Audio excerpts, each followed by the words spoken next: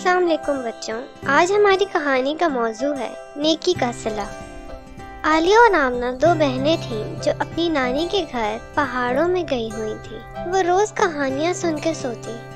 ایک دن آمنہ کو باہر ایک بوڑھا انسان نظر آیا جو سردی میں زمین پہ بیٹھا ہوا تھا۔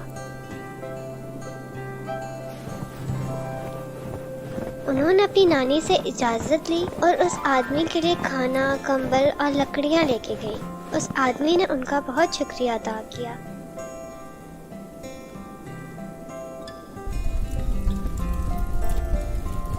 کچھ دن بعد آمنہ اور عالیہ دور کہیں پہاڑوں میں کھیل رہی تھی۔ ان کو پتہ ہی نہیں چلا اور صبح سے شام ہو گئی۔ تھوڑی دیر میں کالے بادل چھا گئے اور بارش شروع ہو گئی۔ ان دونوں کو گھر کا رستہ بھی نہیں یاد تھا۔ وہ بہت پریشان تھی۔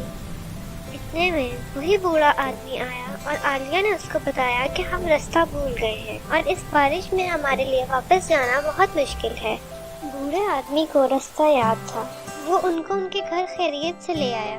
عالیہ اور آمنہ بہت خوش ہوئیں اور اس آدمی کا بہت شکریہ ادا کیا۔